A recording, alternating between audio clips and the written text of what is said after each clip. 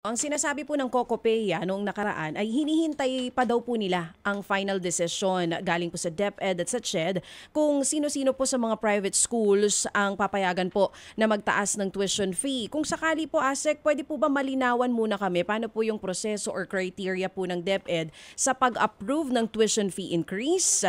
At kung sakali po, kailan po inaasahan po na lalabas po yung listahan ng mga eskwelahan na magtataas po ng tuition fee?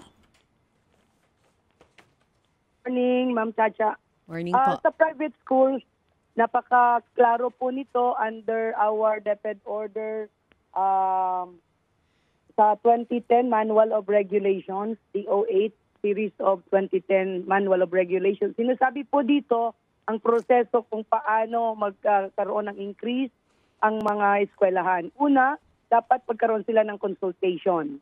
Consultation sa mga magulang at sa kanilang duly organized student government. Doon ilalahad nila bakit nila kailangang magtaas ng tuition fee, saan po ito mapupunta. Pag nagawa na po nila yun, pati documentation, isasubmit nila po yun sa division office hanggang sa regional office. Ang regional director po ng region ang mag-decide or mag-approve. Po yung proseso.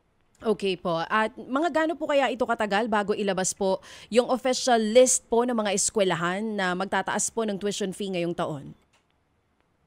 Hindi naman po yan matagal. Basta lang po ay kumpleto ang kanilang mga dokumento. Nagtatagal lang po tayo kung hindi kumpleto ang mga dokumento. By alam na po dapat ng ilan sa mga eskwelahan kung approve na ang kanilang tuition fee.